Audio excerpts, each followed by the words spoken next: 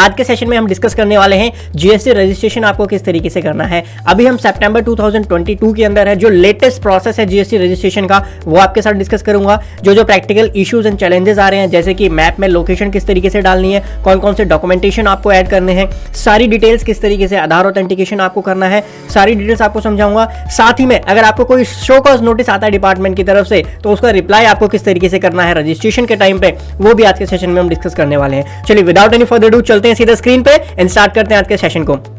So guys, सबसे पहले आपको जाना है रजिस्ट्रेशन के लिए जो जीएसटी की ऑफिशियल वेबसाइट है वहां पे आपको जाना है एंड यहां पे जाके this is our official website gst.gov.in। ये हमारी ऑफिशियल वेबसाइट है जहां पे जाके आपको रजिस्ट्रेशन के लिए अप्लाई करना है।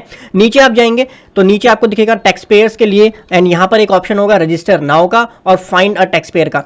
तो मैं बताना चाहूंगा रजिस्ट्रेशन का जो प्रोसेस है जीएसटी का that is completely online, but even though आपकी वेरिफिकेशन जो है की जाती है, आपके सभी डॉक्यूमेंट्स की वेरिफिकेशन की जाती है, वैलिडेशन की जाती है एंड आपको यहां पर काफी सारे डॉक्यूमेंट्स भी चाहिए होते हैं।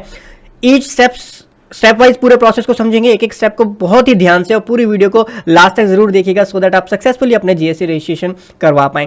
रजिस्टर नाउ पे आपको क्लिक करना है। दो पार्ट्स होते हैं हमारे फॉर्म के। पार्ट ए काफी इजी होता है जहां पे आपको अपनी बेसिक इंफॉर्मेशन देनी होती है। पार्ट बी के अंदर आपको थोड़े टेक्निकल इंफॉर्मेशन जो है वो वहां पर पुट करनी होती है। तो पार्ट ए हमारा ये होता है जहां पे आपको अपना यूजर क्रेडेंशियल्स जो है वो प्रिपेयर करने होते हैं। सो एक बार डिस्कस कर लेते हैं। वीडियो कंटिन्यू करने से पहले एक डिस्क्लेमर देना चाहूंगा, जितनी भी इंफॉर्मेशन मैं यहां पे पुट कर रहा हूं, चाहे नेम, एड्रेस, मोबाइल नंबर, जो भी पर्सनल इंफॉर्मेशन है वो मेरी पर्सनल इंफॉर्मेशन है, वो पब्लिक डोमेन में है, वो इंफॉर्मेशन मैं यहां पर डाल रहा हूं। किसी भी थर्ड पर्सन को इससे प्रॉब्लम नहीं होनी चाहिए। चलिए स्टार्ट करते हैं। सबसे पहले आपको यहां पर IMA यहां पे सेलेक्ट करना है। कैटेगरी ऑफ टैक्स पेयर क्या है, न्यू रजिस्ट्रेशन आपका ऑटोमेटिकली क्लिक रहेगा। IMA आपको अपनी कैटेगरी यहां से सेलेक्ट करनी है। आप टैक्स पेयर है, टैक्स डिडक्टर है, टैक्स कलेक्टर है, ई कॉमर्स ऑपरेटर अगर आप हैं, यानी Amazon, फ्लिपकार्ट वगैरह जो अपना रजिस्ट्रेशन करवाते हैं तो ई कॉमर्स टैक्स कलेक्टर में आपको करवाना होता है। जीएसटी प्रैक्टिशनर अगर आप हैं उसका रजिस्ट्रेशन अलग होता है। Non resident taxable person, UN body हैं आप, या असेंबली, फॉरेन कंट्री की एम्बेसी हैं आप, अदर नोटिफाइड पर्सन है, non resident online service provider अगर आप हैं, तो आपकी कैटेगरी क्या है। सो अगर आप एक नॉर्मल टैक्स पेयर हैं तो आपको सबसे पहला जो ऑप्शन है टैक्स पेयर उसको सेलेक्ट करना होता है। उसके बाद आपको स्टेट सेलेक्ट करना होता है। आपको ये चीज पता होनी चाहिए, जीएसटी के अंदर आप एक पैन कार्ड से मल्टीपल स्टेट में भी रजिस्ट्रेशन ले सकते हैं और साथ ही में एक स्टेट के अंदर भी आप मल्टीपल जीएसटी नंबर ले सकते हैं। तो यहां पे आपको स्टेट सेलेक्ट करना है, किस स्टेट के लिए आप रजिस्ट्रेशन लेना चाहते हैं। सो फॉर एग्जाम्पल अभी हम दिल्ली यहां पर सेलेक्ट कर लेते हैं। उसके बाद में आपको डिस्ट्रिक्ट सेलेक्ट करना है। तो जो भी आपका एप्लीकेबल डिस्ट्रिक्ट है you need to select it from here. So north west Delhi हम सेलेक्ट कर लेते हैं एग्जांपल के लिए। Legal name of business, now इस पॉइंट को ध्यान से देखिएगा। Legal name as mentioned in your PAN card. तो आपका जो पैन कार्ड है, अब अगर आप एक प्रोप्राइटरशिप के लिए अप्लाई कर रहे हैं तो मैं आपको एक प्रोप्राइटरशिप का एग्जांपल यहां पर दे रहा हूं, यानी एक इंडिविजुअल का एग्जांपल दे रहा हूं। कंपनी के केस में कुछ डॉक्यूमेंटेशन एक्स्ट्रा हो जाते हैं, एलएलपी के केस में कुछ डॉक्यूमेंटेशन एक्स्ट्रा हो जाते हैं, वो भी मैं साथ के साथ आपको गाइड करता हुआ चलूंगा। तो पूरी वीडियो को ध्यान से देखिएगा, आपको सारी इंफॉर्मेशन इस वीडियो से मिलने वाली है। लीगल नेम में आपको डालना होता है वो नेम जो आपके पैन कार्ड के ऊपर मेंशन होता है। सो जो भी आपके पैन कार्ड के ऊपर नेम मेंशन है वो आप यहां पर पुट कर सकते हैं। मैं फिर से डिस्क्लेमर दूंगा, जो इन्फॉर्मेशन मैं डाल रहा हूं ये मेरी पर्सनल इन्फॉर्मेशन है और जो पब्लिक डोमेन में है, और मैं अपनी इन्फॉर्मेशन यहां डिस्क्लोज करना चाहता हूं। ठीक है, रिटर्न वीडियो में मैं अपने अग्रीमेंट दे देता हूं यहां पर। उसके बाद परमानेंट अकाउंट नंबर आपको यहां पर अपना डालना होता है। उसके बाद में ईमेल एड्रेस आपको डालना होता है, मोबाइल नंबर आपको अपना डालना है एंड उसके बाद में टाइप द करेक्टर या आपको कैप्चा कोड डालना है एंड प्रोसीड करना है। नाउ आगे का प्रोसेस मैं समझा देता हूं, बहुत सिंपल प्रोसेस है। इसके बाद में आपके ईमेल आईडी पे आपके मोबाइल नंबर पे एक ओटीपी आता है, उस ओटीपी को आपको वेरीफाई करना होता है। ओटीपी वेरिफिकेशन के बाद में आपका टीआरएन जनरेट होता है जिसको हम बोलते हैं temporary reference number, and TRN से आपका पार्ट बी स्टार्ट होता है। मैंने आपको स्टार्टिंग में बताया था दो पार्ट में आपका रजिस्ट्रेशन किया जाता है जीएसटी में। पार्ट ए आपका यहां पर कंप्लीट हो जाता है। पार्ट ए होता है आपका टीआरएन जनरेट करना, पार्ट बी होता है आपके टीआरएन से लॉगिन करके एंड देन फिर अपनी सारी डिटेल्स को एंटर करना। सो मैं काम करता हूं, अपनी जितनी भी मेरी डिटेल्स बची हैं वो डिटेल्स डाल करके ओटीपी डाल करके आगे पार्ट बी की तरफ इसको कंटिन्यू करते हैं। सो ओटीपी हमने यहाँ पे पुट कर दिया है। ओटीपी पुट करने के बाद आप यहाँ पर प्रोसीड कर सकते हैं। प्रोसीड करते ही आपका टीआरएन नंबर जनरेट हो जाता है, टेम्परेरी रेफरेंस नंबर। अपने टेम्परेरी रेफरेंस नंबर को आप एक बार नोट करके रखिएगा। सो ये हमारा टेम्परेरी रेफरेंस नंबर है, इसको आपको जरूर नोट डाउन करके रखना है। बाकी आपके मेल पे भी ये चीज आ जाती है अगर आपने करेक्ट मेल आईडी दी है। देन आपको प्रोसीड करना है। यहाँ पर आपको यहाँ पर देन अपना टीआरएन नंबर मेंशन करना है। उसके बाद में कैप्चा कोड डालने के बाद यहाँ पे आपको प्रोसीड करना है। अगेन आपके ईमेल आईडी और मोबाइल नंबर पे एक मेल आएगी एंड मेल में आपका ओटीपी होगा। सो ओटीपी आपको यहां पर पुट करना है। परफेक्ट। ओटीपी पुट करने के बाद आप यहाँ पे प्रोसीड करेंगे तो आपकी यहाँ पर एप्लीकेशन आपको शो करेगा कि आपकी क्रिएशन डेट क्या है, हमने आज ही एप्लीकेशन प्रिपेयर की है, इसका फॉर्म नंबर क्या है, GST REG 01 जो होता है ये फॉर्म का नंबर होता है जो कि आपको अप्लाई करते टाइम ये वाला फॉर्म फिल करना होता है। यही फॉर्म अभी हम डिटेल में फिल करेंगे। Application for new registration, expiry date ये इसको भी नोट कर लीजिए। अगर आप 27 सितंबर तक इसको नहीं करेंगे तो आपकी मतलब 15 डेज के लिए आपके पोर्टल पर TRN नंबर आपका वैलिड रहता है। 15 डेज के बाद आपका वो TRN नंबर एक्सपायर हो जाता है अगर आपने उसको एक्सरसाइज नहीं किया, अपने फॉर्म को फाइल नहीं किया। तो अभी हमारा स्टेटस ड्राफ्ट में है। अब समझते हैं किस तरीके से आपको यहाँ पर डिटेल फिल करनी है, प्रोसीड करना है। ध्यान से देखिए क्योंकि छोटी छोटी कंफ्यूजन होती है, छोटी छोटी गलतियां होती हैं जिसकी वजह से आपको नोटिस आते हैं। अगर आप सही से काम करेंगे तो नोटिस आने के चांसेस बहुत ही कम हो जाते हैं। सबसे पहले बात करेंगे बिजनेस डिटेल्स की। सो बिजनेस डिटेल्स के अंदर ये सबसे ऊपर देखिए हमारी टैब है। इस टैब के अंदर आपको पहले बिजनेस डिटेल, प्रमोटर या पार्टनर की detail, authorise signatory, authorise representative, place of supply, additional place of supply, goods and services, state specify करना है, आधार ऑथेंटिकेशन, लास्ट में वेरिफिकेशन। ये पूरा फॉर्म है। पूरी वीडियो को ध्यान से देखिएगा, सारी चीजें हम डिटेल में डिस्कस करेंगे। पहला पॉइंट है legal name of business and आपका permanent account number and date of creation of PAN हमारा ये है। उसके बाद में ट्रेड नेम आपको यहां पर पुट करना है। जो भी आपका ट्रेड नेम है वो ट्रेड नेम हम यहां पर पुट कर देते हैं। कॉन्स्टिट्यूशन ऑफ बिजनेस में आपको क्या डालना है, इस चीज को एक बार ध्यान से देखिए। कॉन्स्टिट्यूशन ऑफ बिजनेस में क्या डालेंगे, जो एप्रोप्रिएट क्लास है आपकी बिजनेस की, फॉरेन कंपनी है, LLP है, लिमिटेड लायबिलिटी पार्टनरशिप फॉरेन की है, government department, Hindu undivided family, limited liability partnership, local authority, other partner, other मत सेलेक्ट कीजिएगा, नोटिस आ जाएगा सर। पार्टनर, क्योंकि आपसे पूछा जा सकता है कि वो अदर क्या है कैटेगरी। पार्टनरशिप है, लिमिटेड लायबिलिटी पार्टनरशिप है, प्रोप्राइटरशिप है। तो मैंने आपको बताया था आज हम इंडिविजुअल सोल प्रोप्राइटरशिप या फिर इंडिविजुअल क्या रजिस्ट्रेशन करना सीखेंगे। तो प्रोप्राइटरशिप आपको सेलेक्ट करना है अगर आप एज अ इंडिविजुअल अपनी फर्म को रजिस्टर करवाना चाहते हैं। Public limited company, public sector undertaking, society, club, trust, AOP, statutory body and unlimited company, बहुत सारी नंबर ऑफ डिटेल्स यहां पर कवर है। तो हम यहां पर प्रोप्राइटरशिप को सेलेक्ट करेंगे। एडिशनल ट्रेड नेम अगर आप देना चाहते हैं, काफी बार ऐसा होता है कि आपका बिलिंग एड्रेस कुछ और होता है, आपका ट्रेड नेम कुछ और होता है। सो कोई और ट्रेड नेम अगर आप देना चाहते हैं वो भी आप यहां पर ऐड कर सकते हैं। ये ऑप्शन हमारा रिसेंटली अभी कुछ टाइम पहले ही ऐड हुआ है। यहां पर आप एक ही GST के ऊपर मल्टीपल ट्रेड नेम जो है वो रजिस्टर करवा सकते हैं। पहले दिक्कत ये आती थी कि अगर आपको एक दूसरे ट्रेड नेम से काम करना है तो आपको वहां पे दूसरा GST नंबर लेना होता था। अब एक ही GST नंबर पे आप 2 ट्रेड नेम से भी काम कर सकते हैं। एक मेन ट्रेड नेम है और एक एडिशनल ट्रेड नेम में आप डाल सकते हैं। 2 से ज्यादा ट्रेड नेम भी आप ऐड कर सकते हैं। उसके बाद नेम ऑफ स्टेट आपका आ जाएगा। डिस्ट्रिक्ट हमने सेलेक्ट किया था, पार्ट A में, वो यहां से पुट होकर के आ जाएगी। देन हमारे पास ऑप्शन आता है, are you applying for registration as a casual taxable person. Now मैं क्लैरिफाई कर देता हूं कैजुअल टैक्सेबल पर्सन कौन होता है। कैजुअल टैक्सेबल पर्सन बेसिकली एक रेगुलर टैक्स पेयर नहीं होता है। इसका मतलब जब आप फॉर एग्जांपल जैसे कि आपने देखा होगा दिल्ली के अंदर जो है बुक फेयर लगता है। सो दिल्ली में बुक फेयर 1 महीने, 1.5 महीने, 2 महीने का होता है। वहां पर कोई दूसरे स्टेट का सप्लायर आता है, मान लीजिए राजस्थान का कोई ऑथर है, राजस्थान का कोई पब्लिशर है, वो दिल्ली में आना चाहता है और दिल्ली में का जो बुक फेयर होता है वहां पे 1 महीने, 2 महीने के लिए अपना स्टॉल लगाना चाहता है। तो वो जो 2 महीने स्टॉल लगाएगा वहां पे जो सेल्स करेगा बुक्स की, तो उसके ऊपर GST लग सकता है। तो वो जो GST लगेगा उसके लिए उसको GST में रजिस्ट्रेशन भी लेना पड़ेगा। राजस्थान में तो है तो वहां पे तो GST उसके पास होगा, बट दिल्ली में अगर वो सेल करना चाहता है तो दिल्ली में उसको कैजुअल टैक्सेबल पर्सन के तौर पर जो है GST लेना पड़ेगा। तो ऐसे टैक्स पेयर के लिए ही खाली यहां पर उनको इनेबल करना होता है। अदरवाइज अगर आप एक रेगुलर टैक्स पेयर के फॉर्म में GST रजिस्ट्रेशन लेना चाहते हैं तो आपको यहां पर इनेबल करने की जरूरत नहीं होती है। तो मेरे पास क्वेरीज आती हैं कि सर यहां पे यस करना है, नो करना है, तो इसलिए मैंने क्लैरिफाई कर दिया कि कैजुअल टैक्सेबल पर्सन कौन होता है। मूविंग फर्दर, नेक्स्ट हमारा पॉइंट आता है opting for composition. Now composition scheme होती है GST के अंदर, इसको भी मैं ब्रीफली एक्सप्लेन कर देता हूं। GST में 2 स्कीम्स होती हैं, एक रेगुलर टैक्स पेयर्स होते हैं, एक कंपोजिट टैक्सेबल पर्संस होते हैं। नाउ रेगुलर जो पर्संस होते हैं उनके लिए GST के जो डिफरेंट रेट्स है उसके अकॉर्डिंग उनको टैक्स देना होता है। लेकिन जो कंपोजिट टैक्सेबल पर्सन होते हैं उनको एक स्पेसिफाइड परसेंटेज, बहुत कम परसेंटेज होता है जिसके ऊपर उनको टैक्स देना होता है। लेकिन इसकी कुछ लिमिटेशंस होती हैं। एक तो आप इंटर स्टेट सप्लाई नहीं कर सकते हैं और भी बहुत सारी रिस्ट्रिक्शंस आपको इसके अंदर होती हैं। एक लिमिट तक ही आप कंपोजिशन स्कीम के अंदर जा सकते हैं और काफी सारी लिमिटेशंस होती हैं। सो आप जरूर किसी अच्छे कंसल्टेंट से, या अगर मेरे से वीडियो चाहिए तो मैं इससे रिलेटेड एक डिटेल वीडियो बना दूंगा। वैसे हमारा practical course in GST ITR TDS जो है वहां पर हमने इसको बहुत ही डिटेल में डिस्कस किया हुआ है, तो उसको भी जरूर आप चेक कर सकते हैं अगर आप इसको डिटेल में सीखना चाहते हैं तो। But the main question is, अगर आप as a regular tax payer अपने आप को रजिस्टर करवाना चाहते हैं तो आपको यहां पर ऑप्ट करने की जरूरत नहीं है, कंपोजिशन में जाने की जरूरत नहीं है। तो यहां पर भी हम डिसेबल रहने देंगे, इसको इनेबल नहीं करेंगे। ओके सर, नेक्स्ट हमारा आता है reason to obtain registration, reason to obtain registration, what is the reason, क्यों आप रजिस्ट्रेशन ऑब्टेन कर रहे हैं। तो यहाँ पे आपके पास बहुत सारे ऑप्शंस आते हैं।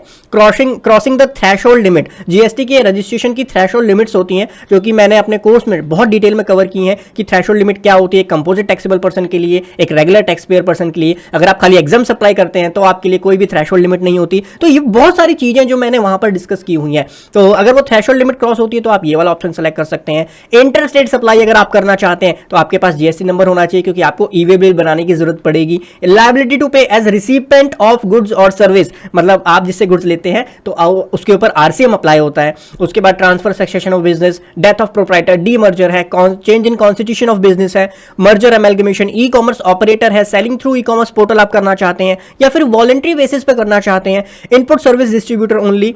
तो बहुत सारे ऑप्शन है, एन नंबर ऑफ ऑप्शन है यहाँ पर। जो सबसे बेस्ट ऑप्शन है वो है वॉलंटरी बेसिस पर आप यहाँ पर जो है जीएसटी लेना चाहते हैं। अगर थ्रेशोल्ड क्रॉस हो गया तो आप ये वाला ऑप्शन भी सेलेक्ट कर सकते हैं। वॉलंटरी बेसिस पर जा रहे हैं तो वॉलंटरी बेसिस भी आप सेलेक्ट कर सकते हैं, कोई इश्यू आपको नहीं आएगी।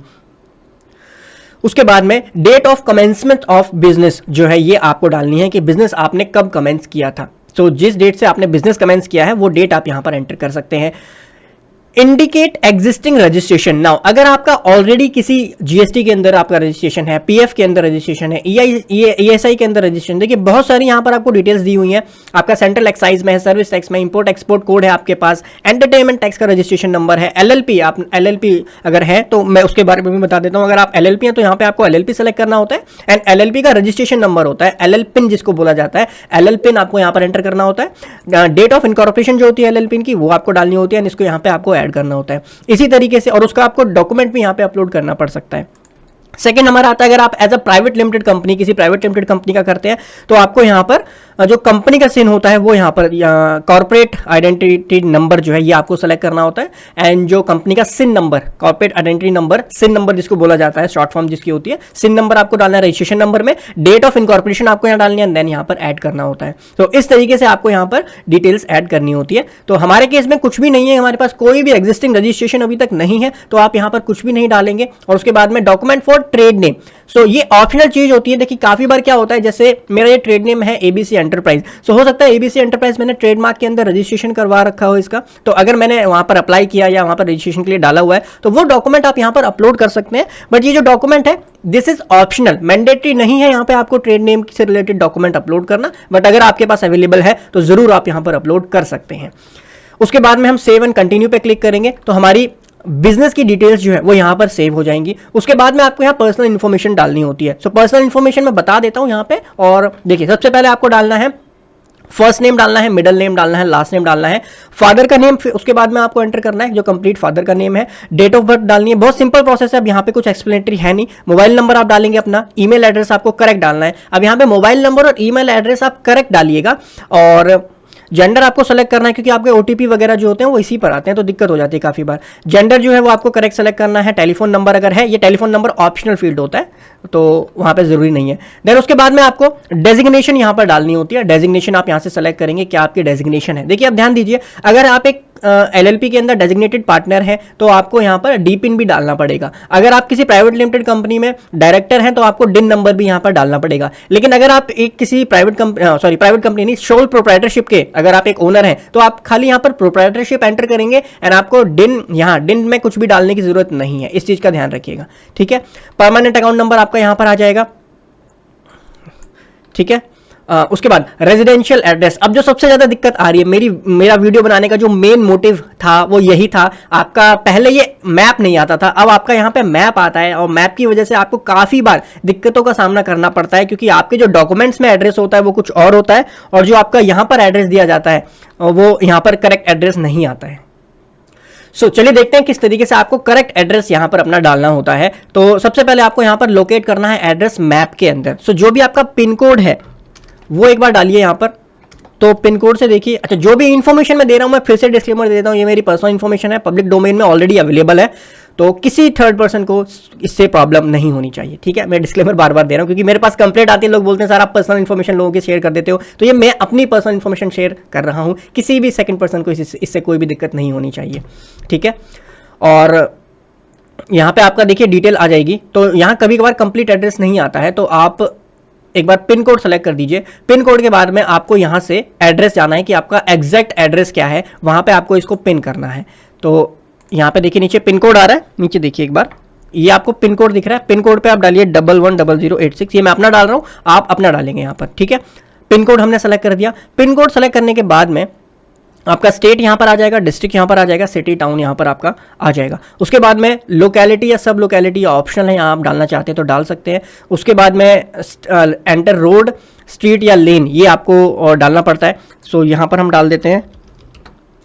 सो एड्रेस डालने के बाद गाइस अब कंफ्यूजन ये आएगी, मैप में जब आप देखेंगे तो मैप में हो सकता है थोड़ा बहुत आपका आगे पीछे एड्रेस आ रहा हो, क्योंकि मैप में इंडिया के हमारे जो मैप्स हैं उसमें कुछ अलग थोड़ा बहुत एड्रेस आता है और जो आप डालेंगे तो कुछ अलग एड्रेस आएगा। एक चीज नोट कीजिए, जो एड्रेस आपने रिटर्न में दिया है वो एड्रेस आपका बिल्कुल करेक्ट होना चाहिए, वहां पे कोई भी मिस्टेक नहीं होनी चाहिए। मैप में आप बस एक चीज इंश्योर करो कि जो लोकेशन आपकी शो हो रही है वो आपके एरिया की है या नहीं है, वो आपके आसपास की है या नहीं है, क्योंकि इसको अगर आप छेड़ोगे, इसको अगर आपने थोड़ा सा भी इधर या उधर किया तो आपका पूरा एड्रेस जो ये नीचे वाला है ये पूरा का पूरा एड्रेस चेंज हो जाएगा। इसको चेंज हम नहीं कर सकते क्योंकि यहां पर हमारे आधार कार्ड में या डॉक्यूमेंट्स के अंदर ये वाला एड्रेस होता है। तो यहां पर ये चीज ध्यान रखिएगा। और ये एड्रेस भी देखिए पब्लिक है, हमारी वेबसाइट पर आपको हमारा एड्रेस मिल जाएगा, तो कोई भी ऐसा दिक्कत वाली बात नहीं है। देखिए तो पॉकेट नंबर 8 और सेक्टर 21 हमारा ये आ गया, बट थोड़ा सा ये जो देखोगे ना आप, जो ये ऑप्शन, ये हमारा पॉइंट है, पिन है, तो ये थोड़ा सा आगे पीछे हो रखा है, बट कोई दिक्कत नहीं है। आसपास में अगर आपके है तो कोई दिक्कत वाली बात नहीं है। जो एड्रेस आपने रिटर्न में दिया है दैट वुड बी करेक्ट, ठीक है। इस चीज का ध्यान रखिएगा। उसके बाद में आपको अपलोड करनी है एक फोटोग्राफ, अपनी फोटोग्राफ अपलोड करनी है। सो गाइस ये फोटोग्राफ मैंने डेस्कटॉप पे डाल लिया, अब इसको फोटोग्राफ को अपलोड कर देते हैं। आप पिक्चर भी ले सकते हैं, टेक पिक्चर, बट मेरा कैमरा जो है वो यूज हो रहा है अभी वीडियो रिकॉर्डिंग के लिए, तो यहाँ पे पिक्चर शायद नहीं हो पाएगी, तो अपलोड कर देते हैं। हमारी जो फोटोग्राफ है तो वो हमारी अपलोड हो गई है। उसके बाद ऑल्सो ऑथोराइज सिग्नेटरी। सो प्रोप्राइटरशिप में के केस में क्या होता है, जो प्रोप्राइटर होता है वही ऑथोराइज सिग्नेटरी भी होता है। तो आपको यहाँ पर यस करना है कि यस, जो पर्सन यहाँ पर ये डिटेल्स फिल की हैं ये ऑथोराइज सिग्नेटरी हमारा है, एंड देन आपको सेव एंड कंटिन्यू करना है। नाउ अगर आप पार्टनरशिप के लिए यहाँ पर काम कर रहे हैं, उसका जीएसटी रजिस्ट्रेशन कर रहे हैं, तो आपको दोनों पार्टनर्स की डिटेल देनी है। जो पर्सन सिग्नेटरी है उसके में खाली इनेबल करना है, अदरवाइज सब में आपको इनेबल नहीं करना है। प्रोप्राइटरशिप के केस में एक ही पर्सन है तो उसके केस में आपको यहां पर इनेबल करना है एंड सेव एंड कंटिन्यू पे क्लिक करना है। सो गाइस प्रमोटर या पार्टनर की डिटेल डालने के बाद में आपको डालनी होती है ऑथराइज सिग्नेटरी की डिटेल। ऑथराइज सिग्नेटरी मैंने आपको बताया, देखिए क्या होता है, एलएलपी में, प्राइवेट लिमिटेड कंपनी में ऑथराइज सिग्नेटरी एक पर्सन को अपॉइंट किया जाता है, तो वहां पे आपको बोर्ड ऑफ रेजोल्यूशन जो होता है वो भी यहां पर अटैच करना पड़ता है। लेकिन प्रोप्राइटरशिप के केस में ऐसा नहीं होता। अगर मैं एक प्रोप्राइटरशिप फर्म का ओनर हूं तो मैं ही उसका ऑथराइज सिग्नेटरी भी होऊंगा। तो यहां पर अगर आप एक प्रोप्राइटरशिप है, एज ए इंडिविजुअल अपना जीएसटी रजिस्ट्रेशन कर रहे हैं, तो आपको यहां पर कोई एडिशनल डॉक्यूमेंट डालने की जरूरत नहीं है ऑथराइज सिग्नेटरी के अंदर। आपको जस्ट टिक करना है प्राइमरी ऑथराइज सिग्नेटरी, इस पे आपको टिक कर देना है एंड नीचे जाकर के आपको कोई इंफॉर्मेशन यहां पर एडिशनल नहीं डालनी, सेव एंड कंटिन्यू पे बस क्लिक करना है एंड इसको यस कर दीजिए। कोई ऑथराइज रिप्रेजेंटेटिव होता है, ये भी नॉर्मली इंडिविजुअल के केस में यस नहीं किया जाता, लेकिन प्राइवेट लिमिटेड कंपनी और एलएलपी वगैरह जो होते हैं वहां पर यस करके अगर कोई ऑथराइज रिप्रेजेंटेटिव है कंपनी का तो वो यहां पर ऐड किया जा सकता है। देन हमको सेव एंड कंटिन्यू करना होता है। नेक्स्ट हमारा आता है मोस्ट इंपॉर्टेंट चीज, place of business, principal place of business, यानी जहां से आप अपना बिजनेस ऑपरेट कर रहे हैं। यहां पर सबसे बड़ी दिक्कत आती है और सबसे जो ज्यादा ऑब्जेक्शंस आती हैं, शो कॉज नोटिस आते हैं डिपार्टमेंट की तरफ से, वो इसी पॉइंट के अंदर आते हैं। ध्यान से देखिएगा किस तरीके से आपको यहां पे करेक्ट एड्रेस डालना है और कौन कौन से डॉक्यूमेंट्स आपको यहां पर एंटर करने होते हैं। तो सबसे पहले आपको यहां पर अपना एड्रेस लोकेट करना है कि कौन सी जगह पे आप बिजनेस कर रहे हैं। ना यहां पे आप एड्रेस, सबसे पहले पिन कोड डालेंगे आप, ये एड्रेस वही डालिएगा जो आपके डॉक्यूमेंट्स में है। डॉक्यूमेंट्स क्या अटैच करने होते हैं सर, देखिए अगर आपने ओन किया हुआ है तो आप जो है म्युनिसिपल टैक्स की रिसीट लगा सकते हैं, साथ ही में आपके प्रॉपर्टी के डॉक्यूमेंट्स हैं वो लगा सकते हैं, इलेक्ट्रिसिटी बिल आपके पास है उस रेजिडेंशियल एड्रेस का वो आप लगा सकते हैं। ये डॉक्यूमेंट्स जो है वैलिड डॉक्यूमेंट्स होते हैं ओनरशिप प्रूफ के, वो आप लगा सकते हैं अगर आपका अपना रेजिडेंट है, आपका अपना ऑफिस है। अगर आपने रेंट पे लिया हुआ है तो आप रेंट एग्रीमेंट भी यहाँ पर अटैच कर सकते हैं, और रेंट एग्रीमेंट के साथ में इलेक्ट्रिसिटी बिल या फिर ओनरशिप का डॉक्यूमेंट भी ले लीजिएगा ओनर का, वो भी अटैच कर दीजिए। क्योंकि काफी बार देखा गया है कि ना जो हमारे ऑफिसर्स होते हैं वो मांग लेते हैं, ओनरशिप का प्रूफ भी मांग लेते हैं, इवन दो आप रेंट एग्रीमेंट अटैच कर दोगे तब भी। आजकल थोड़ा सा स्ट्रिक्ट हो गया जीएसटी में रजिस्ट्रेशन, इसीलिए डॉक्यूमेंटेशन सारे प्रॉपर रखिएगा अपने पास में। एक सिनेरियो और आता है कि सर घर तो हमारी फैमिली में किसी के नाम पे है, हमारी मदर के नाम पे है, फादर के नाम पे है, बट हम वहां पर अपना बिजनेस करना चाहते हैं। उस सिचुएशन में आपके पास दो ऑप्शन होते हैं, या तो आप एक रेंट एग्रीमेंट कर लीजिए अपने पेरेंट्स के साथ में और उस रेंट एग्रीमेंट के बेसिस पर यहां पर आप रजिस्ट्रेशन ले सकते हैं। दूसरा ऑप्शन आपके पास ये रहता है कि आप एक नो ऑब्जेक्शन सर्टिफिकेट, एनओसी का सर्टिफिकेट जो होता है वो ले सकते हैं। और एनओसी भी आपको नॉर्मल एनओसी नहीं लेना, सारी इन्फॉर्मेशन होनी चाहिए उसके ऊपर, प्लस वो नोटराइज्ड भी होना चाहिए। नॉर्मल एनओसी मत लगाइएगा, नोटराइज जरूर करवा लीजिएगा किसी एडवोकेट से, उसके बाद में उसको अटैच कीजिएगा तो वो इजीली अप्रूव हो जाता है और एक वैलिड डॉक्यूमेंट, वैलिड प्रूफ माना जाता है वो आपके एड्रेस का। ठीक है, तो यहाँ पे आप सबसे पहले सेलेक्ट कीजिए आपका जो पिन कोड है। पिन कोड सेलेक्ट करने के बाद में आपको डिस्ट्रिक्ट सेलेक्ट करना है, सिटी टाउन विलेज आ जाएगा। एंटर सब लोकेलिटी, वो आपकी यहाँ पर एंटर आ जाएगी, जो भी आपकी सब लोकेलिटी है वो आप यहाँ पर एंटर कर दीजिए। रोड या स्ट्रीट नंबर आप यहाँ से डाल सकते हैं, तो यहीं पे हम डाल देते हैं। एक सेकंड रुको, ये मैंडेटरी है, देखिए जो मैंडेटरी है वहां पर डालिएगा। अब ये तो ऑप्शनल है लोकेलिटी वाला, तो हम डाल देते हैं यहाँ पर जो भी एड्रेस। अब ये एड्रेस आप अपने डॉक्यूमेंट से डालेंगे, ध्यान रखिएगा। नेम ऑफ प्रीमाइसेस आपको डालना है, ये भी ऑप्शनल है तो इसको छोड़ो। बिल्डिंग या फ्लैट नंबर ये मैंडेटरी है, जो रेड फील्ड्स यहाँ पर है वो हमारे लिए मैंडेटरी होते हैं, तो यहाँ पर हम डालेंगे। ना जैसे यहाँ पर आप अपने एड्रेस के डिटेल्स डालेंगे तो ऊपर देखिए आपका जो ये पिन है ये भी आपका ऑटोमेटिकली वहीं पे आ जाना चाहिए। अब यहाँ पे ध्यान रखिएगा, आप एग्जैक्ट, फिर से वही सेम चीज मैं रिपीट करूंगा, एग्जैक्ट ले जाने की कोशिश करोगे तो आपका एड्रेस नीचे चेंज हो जाएगा, तो इसको बिल्कुल एग्जैक्ट ले जाने की कोशिश मत करना। बस ये चीज मेक श्योर कर लेना कि जो आपकी लोकेलिटी है वो लोकेलिटी में ये फॉल होता है एड्रेस है, नहीं होता है, इस चीज को जस्ट मेक श्योर कर लीजिए, क्योंकि जो एड्रेस आपको डालना है वो डॉक्यूमेंट्स के अकॉर्डिंग डालना है। और काफी बार डॉक्यूमेंट में क्या होता है, कुछ इंफॉर्मेशन इधर उधर होती है या मैप पे हमको एग्जैक्ट इन्फॉर्मेशन नहीं मिलती है, तो इसीलिए आप ध्यान रखिए जो भी आप रिटर्न में एड्रेस दे रहे हैं वो आपके डॉक्यूमेंट्स के अकॉर्डिंग होना चाहिए, और जो मैप में लोकेशन आ रही है वो आपके अप्रोक्सीमेट में होनी चाहिए, मतलब आसपास में अगर है तो ठीक है। जैसे हमारा सेक्टर 21 है तो ये पॉकेट 8 के अंदर एड्रेस दिखा रहा है तो ये ठीक है। देखिए जैसे मैं इसको मूव करने के लिए ले जाऊंगा अपने एग्जैक्ट एड्रेस पे, तो एग्जैक्ट एड्रेस पे थोड़ा सा दिक्कत करेगा, ये मेरे को कुछ और एड्रेस दिखा रहा है और मेरा एड्रेस नीचे अगर मैं इसको कंफर्म करूंगा तो ये नीचे वाला एड्रेस मेरा गलत हो जाएगा। इसीलिए आप ये मत कीजिएगा, यहां पर जो आ रहा है अप्रोक्सीमेट बस उसको रखिए, एंड उसके बाद में नीचे जाकर के उसके बाद आपको डालना है आपका वार्ड क्या पड़ेगा, तो यहां से आपको वार्ड वैसे ऑटोमेटिकली आजकल आ जाता है। कमिश्नरेट आपको सेलेक्ट करना है, तो हमारा वेस्ट पड़ता है, उसके बाद 112 हमारा कमिश्नरेट पड़ता है, वो हम यहाँ से सेलेक्ट कर लेंगे। कमिश्नरेट के लिए आप क्या कर सकते हैं, सीबीएसई की वेबसाइट चेक कर सकते हैं, एंड अगर आपको ये circle sector state jurisdiction check करना है तो उसके लिए स्टेट की वेबसाइट आप चेक कर सकते हैं। जैसे दिल्ली के लिए दिल्ली वैट है, दिल्ली वैट की वेबसाइट पे डीवैट पे आपको वो मिल जाएगी उसकी इन्फॉर्मेशन। स्टेट जुडिक्शन आप यहाँ लिंक पे जा करके, या दिया हुआ है हमको, यहाँ पे जाकर के एडवांस में जाना है, प्रोसीड करना है, एंड यहाँ पे आपको उसकी इन्फॉर्मेशन मिल जाएगी किस तरीके से आपको अपना जुडिक्शन यहाँ पर चेक करना होता है। तो सर्विसेज में आप जाएंगे, सर्विसेज के अंदर नो योर जुडिक्शन में आपको जाना है, एंड यहाँ पे जैसे दिल्ली का हम देख रहे हैं तो दिल्ली का हमारे पास यहाँ पर ही आ जाता है, दिल्ली के जोन्स आ जाते हैं, तो कौन कौन से जोन में आपका कवर होता है वो आप सेलेक्ट कर लीजिए नॉर्थ जोन में, और फिर नॉर्थ जोन के अंदर आप नीचे जाएंगे तो आपको देखो पूरी एड्रेस डिटेल्स वगैरह सारी डिटेल्स यहाँ पर मिल जाएगी। तो इस तरीके से आप यहाँ पर सर्च कर सकते हैं। उसके बाद में आप एड्रेस, ईमेल वगैरह डिटेल्स डालेंगे, उसके बाद में आपको डॉक्यूमेंट्स अपलोड करने होते हैं। अब ये बहुत इंपॉर्टेंट चीज़ है, इसको बहुत ध्यान से देखिएगा। डॉक्यूमेंट जो आपके हैं, नेचर ऑफ पोजेशन या प्रीमाइसेस आपको सेलेक्ट करना है, उसके बाद डॉक्यूमेंट अपलोड करना है। अब मैंने आपको बताया था आपको सबसे पहले सेलेक्ट करना है कि नेचर ऑफ प्रीमाइसेस क्या है, क्या वो कंसेंटेड है, लीज्ड है, अदर ओन, रेंटेड और शेयर्ड। तो यहाँ पर जो मोस्ट कॉमनली देखा गया है वो आपका ओन्ड या रेंटेड ही आता है। तो अगर आपका ओन्ड है तो ओन करके आप इलेक्ट्रिसिटी बिल अपना अपलोड कर सकते हैं, या फिर लीगल ओनरशिप डॉक्यूमेंट जो आपके होते हैं वो अपलोड कर सकते हैं, म्युनिसिपल खाता कॉपी कर सकते हैं, या प्रॉपर्टी टैक्स की रिसीट आप यहाँ पे अपलोड कर सकते हैं। अगर वो रेंटेड है तो रेंटेड के केस में आपको यहाँ पर रेंट एग्रीमेंट जो है वो सेलेक्ट करना है, और रेंट एग्रीमेंट यहाँ पर अपलोड करना होता है। और रेंट एग्रीमेंट के साथ में मैंने आपको बताया आप इलेक्ट्रिसिटी बिल ओनर का भी अपलोड कर दीजिए, तो that would be better. Document upload करने के बाद में आपको सेलेक्ट करना है नेचर ऑफ बिजनेस एक्टिविटी क्या है आपकी, bonded warehouse, factory, leasing business, retail business, work contract, export oriented unit, import, office sale, warehouse, other, export, supplier, recipient. Other में करोगे तो आपको स्पेसिफाई करना पड़ेगा क्या है। अगर इसमें से फॉल होता है आपका रिटेल बिजनेस है तो रिटेल पे सेलेक्ट कीजिए, वेयर हाउस है तो वेयर हाउस पे सेलेक्ट कीजिए, मल्टीपल चीजों पे भी सेलेक्ट कर सकते हैं। सप्लाई ऑफ सर्विस है तो सर्विस पे सेलेक्ट कीजिए। तो जो भी एप्लीकेबल है वो एप्लीकेबल डिटेल्स आपको यहाँ पर सेलेक्ट करनी है। नाउ इसके बाद में एक चीज और आती है, वो भी मैं एक्सप्लेन कर देता हूँ, एडिशनल प्लेस ऑफ बिजनेस। अब हो सकता है दिल्ली के अंदर मेरी 2 ब्रांचेस हो, या दूसरी एक जगह मेरा मैन्युफैक्चरिंग होता है और दूसरी जगह पे मेरा शोरूम है, तो दोनों जगह पे एक ही जीएसटी से मैं काम कर सकता हूं। यस, बिल्कुल आप एक जीएसटी से काम कर सकते हो। आपको जस्ट एक additional place of business add करना पड़ेगा अपने बिजनेस के अंदर, तो उसके लिए यहां पे आपको ये इनेबल करना पड़ेगा। इससे नेक्स्ट वाला जो ऑप्शन है एडिशनल प्लेस ऑफ बिजनेस, यहां पर आपको डिटेल्स डालनी है, इसी तरीके से एड्रेस डालना है और उसके भी डॉक्यूमेंट्स आपको अपलोड करने पड़ेंगे। सो हम यहां पर ओन करके, और हमारा जो इलेक्ट्रिसिटी बिल है, इलेक्ट्रिसिटी बिल को हम यहां पर अपलोड कर देते हैं। सो यहां पर आप जाएंगे, इलेक्ट्रिसिटी बिल सेलेक्ट कीजिए, चूज फाइल कीजिए, और इलेक्ट्रिसिटी बिल डॉक्यूमेंट जो है वो अपलोड करना है। मैक्सिमम फाइल साइज का ध्यान रखिए, देखिए हमारी फाइल अपलोड नहीं हुई है, 100 KB तक का ही हम खाली इलेक्ट्रिसिटी बिल यहाँ पर अपलोड कर सकते हैं, तो ये इश्यू एक बहुत ज़्यादा आता है। तो इसका क्या सोल्यूशन है वो मैं बता देता हूँ। आपको जाना है रिड्यूस PDF साइज आप गूगल पे डालेंगे तो आपको यहाँ पर जो है बहुत सारे ऑप्शंस मिल जाएंगे। आपको अपलोड करना है अपना इलेक्ट्रिसिटी बिल एंड इसके बाद में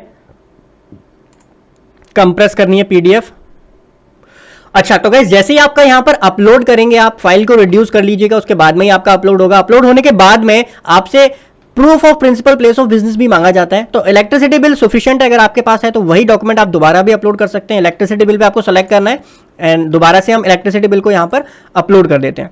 चलो, तो गाइस देखिए 2 बार हमने इलेक्ट्रिसिटी बिल यहां पे अपलोड कर दिया। उसके बाद आपको सेव एंड कंटिन्यू पे क्लिक करना है। सब लोकेलिटी वाला पॉइंट आपको वार्निंग देता है, कोई दिक्कत नहीं है, आप यहां पर जो है यस कर सकते हो, ऑप्शनल फील्ड होता है वो। उसके बाद एडिशनल प्लेस ऑफ बिजनेस अगर आपका कोई है, एक ही स्टेट में 2 ब्रांच है, तो आपको एडिशनल प्लेस ऑफ बिजनेस की डिटेल डालनी है, उसका भी आपको डॉक्यूमेंटेशन देना पड़ेगा, प्रूफ यहां पर अपलोड करना पड़ेगा। रेंट एग्रीमेंट है या ओनरशिप प्रूफ है, electricity bill, municipal tax corporation की रिसीट, वो सारी चीजें आपको यहां पर भी अपलोड करनी पड़ेंगी अगर आप additional place of business enter करते हैं।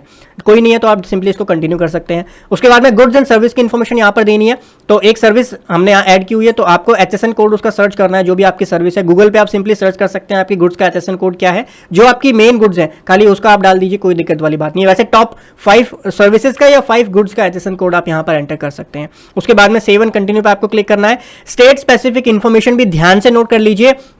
काफी स्टेट ऐसे होते हैं जहां पर आपको प्रोफेशनल टैक्स रजिस्ट्रेशन की रिक्वायरमेंट होती है कोई भी बिजनेस करने से पहले। जैसे कि बात करूं अगर मैं वेस्ट बंगाल की या महाराष्ट्र की, तो वहां पे आपको PT लाइसेंस जरूरी होता है कोई भी बिजनेस करने के लिए। तो GST नंबर लेने से पहले मेक श्योर कर लीजिए आप एक बार प्रोफेशनल टैक्स का लाइसेंस ले लीजिए, वो नंबर ले लीजिए एंड वो यहां पर जरूर डालिए।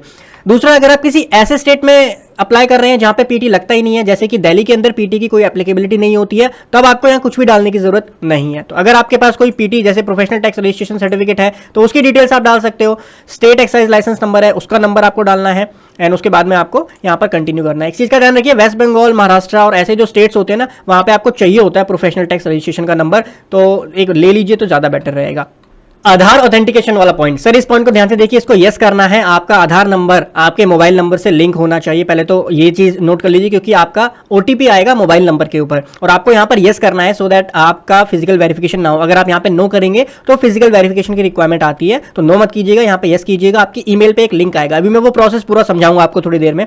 तो यहाँ पे यस करना है, उसके बाद आपको सेव एंड कंटिन्यू करना है एंड यहाँ पे आपको ओके करना है। यहाँ पे टिक करके अपना ऑथराइज सिग्नेटरी में आप अपनी डिटेल सेलेक्ट करेंगे, प्लेस डालेंगे, उसके बाद सबमिट कर देंगे EVC की हेल्प से, तो आपकी एप्लीकेशन यहाँ पर सबमिट हो जाएगी। बट अभी एप्लीकेशन फाइल नहीं हुई है, रुक जाइए। एप्लीकेशन फाइल आपकी कब मानी जाएगी सर, मैं बताता हूँ। अभी एप्लीकेशन फाइल नहीं हुई है, आपके मोबाइल पर 5 से 10 मिनट में आपकी ईमेल ID पर आएगा एक वेरिफिकेशन लिंक, आपको उस लिंक पर क्लिक करना है। लिंक पर क्लिक करने के बाद आपको अपना आधार नंबर वहां पर डालना है। आपके आधार से जो मोबाइल नंबर लिंक है उसके ऊपर एक OTP जाता है, वो OTP आपको वहां पर एंटर करना है एंड उसके बाद में आपका वैलिडेट हो जाता है आधार OTP। उसके बाद में आपका 10 से 15 मिनट के अंदर ARN जनरेट होता है, एक्नॉलेजमेंट नंबर उसको बोला जाता है। सो ARN जनरेट होने के 7 वर्किंग डेज के अंदर अगर सब कुछ ओके है, सारे डॉक्यूमेंट्स आपके ओके हैं, आपने सारी डिटेल्स करेक्ट भरी हैं, तो आपका GST रजिस्ट्रेशन नंबर आ जाता है। सर दूसरा पॉइंट आता है कि अगर कुछ दिक्कत आ जाती है, अगर शो कॉज नोटिस हमारा आ जाता है, तो उसका रिप्लाई कैसे किया जाए। सर उसके लिए आपको जाना है, 7 वर्किंग डेज के अंदर आपके पास आपका GST नंबर आ जाता है, आपकी मेल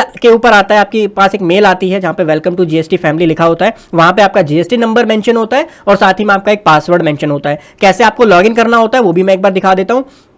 तो यहाँ पे आप GST पोर्टल पे जाएंगे, GST पोर्टल के ऊपर आप लॉगिन पे क्लिक कीजिए, मेरा भी लॉग आउट हो रखा है। यहाँ पे आप क्लिक करेंगे लॉगिन के लिए। ना लॉगिन अभी ID पासवर्ड आपका नहीं बना है, तो यहाँ पे आपको कुछ नहीं डालना है। आपको क्या करना है, नीचे लिखा होता है first time login, first time login पे आपको क्लिक हेयर पे क्लिक करना है एंड देन उसके बाद में यहाँ पे आपको अपना GST नंबर डालना है। सबसे पहले आपको अपना GST नंबर डालना है, नीचे पासवर्ड जो आपकी ईमेल ID पे आया है वो पासवर्ड यहाँ पे आप डालेंगे, कैप्चा कोड डालेंगे, लॉगिन पे क्लिक करेंगे। उसके बाद आप अपना नया पासवर्ड क्रिएट करेंगे एंड ID और पासवर्ड से आप जो है फिर लॉगिन कर पाएंगे फ्यूचर के अंदर। सो इस तरीके से आपको अपना GST नंबर जो है वो बनवाना होता है। कॉम्प्लिकेटेड प्रोसेस है, आशा करता हूं आपको सारे पॉइंट्स मैंने एक्सप्लेन किए हैं। अगर कोई भी डाउट अभी भी रह जाता है या आपको कोई इशू आता है तो नीचे कमेंट सेक्शन में आप पूछ सकते हैं। Thank you so much guys for joining today's session. Have a great time, हंसते रहिए, मुस्कुराते रहिए, बाय बाय, टेक